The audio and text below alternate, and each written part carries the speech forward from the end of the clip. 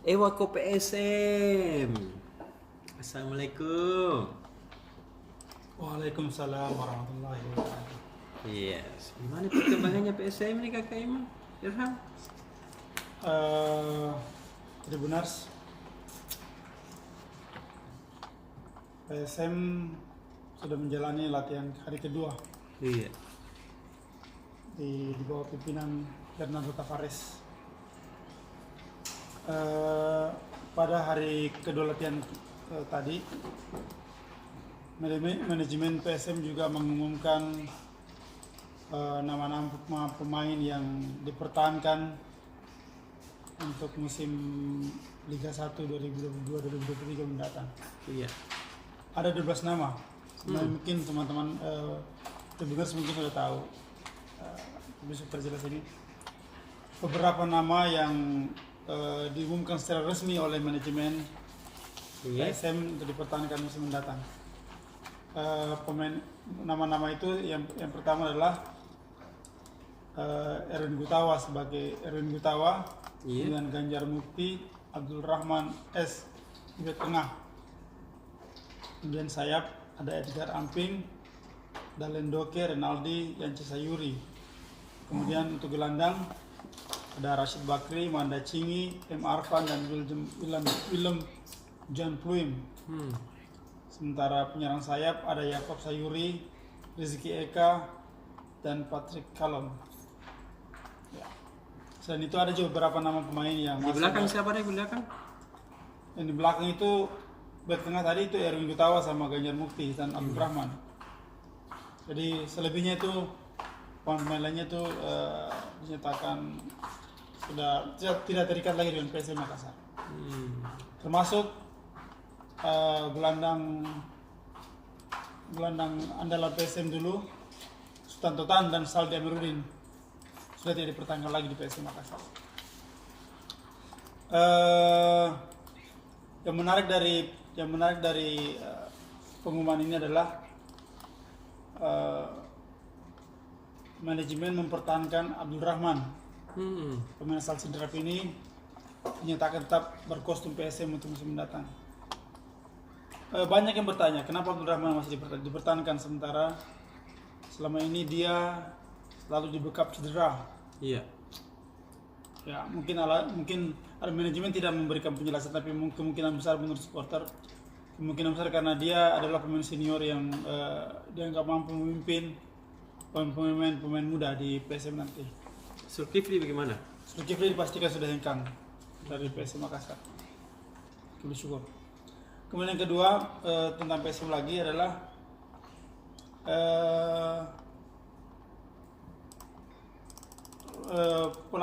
pelatih PSM Makassar Fernando Tavares sempat ditanya sama wartawan, apakah tertarik dengan merekrut Marco Simic? Iya.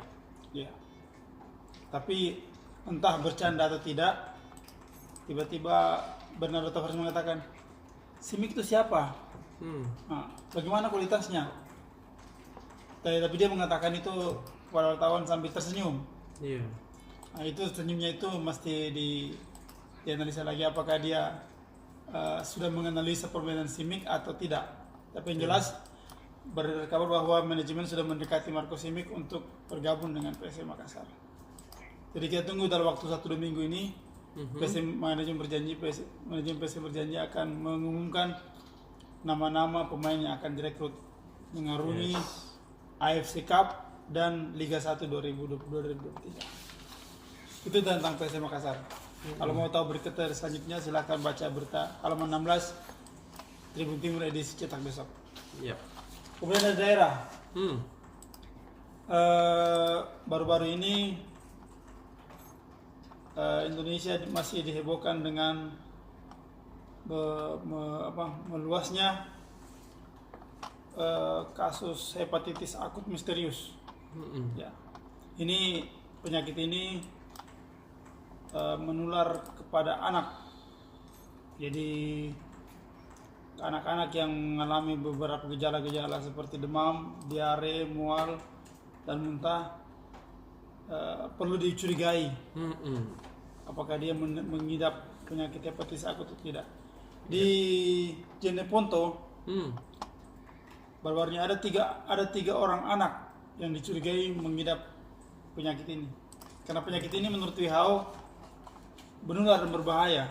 Iya. Di Indonesia sudah ada kalau tidak salah 4 orang yang meninggal dunia karena penyakit ini. Dari 15 kasus 4 yang meninggal dunia, termasuk salah satu penyakit yang mematikan. Menurut orang tua ketiga bayi orang tua anak ini, pasien ini, Iya. anaknya itu tiba-tiba mual, muntah, dan sakit perut. Jadi orang tuanya ini kan sering buka medsos, Iya. sering baca berita.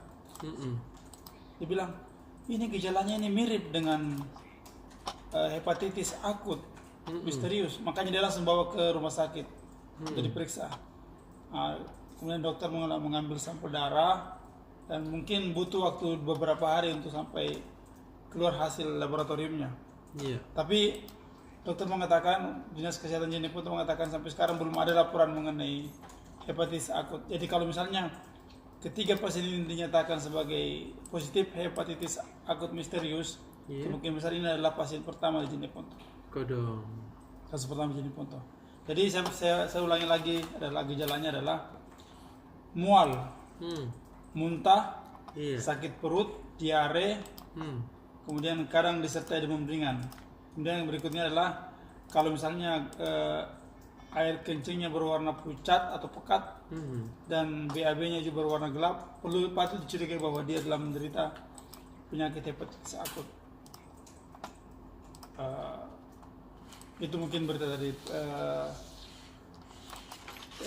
daerah-daerah. Berikutnya adalah tentang ada kasus lagi Poca di Bulukumba. Siang tadi kantor Kementerian Agama Bulukumba tiba-tiba heboh Pak Poca. Kenapa ya? Tiba-tiba didatangi petugas dari Kejaksaan Negeri Bulukumba. Apa bisa lah? Dikawal oleh polisi bersenjata lengkap. Ternyata mereka datang untuk melakukan penggeledahan. Iya. Penggeledahan di Kementerian Agama Bulukumba. Ya, kejaksaan datang menggeledah untuk mencari bukti dugaan korupsi, penyalahgunaan anggaran di Kementerian Agama Bulukumba. Jadi itu Poca ada bantuan untuk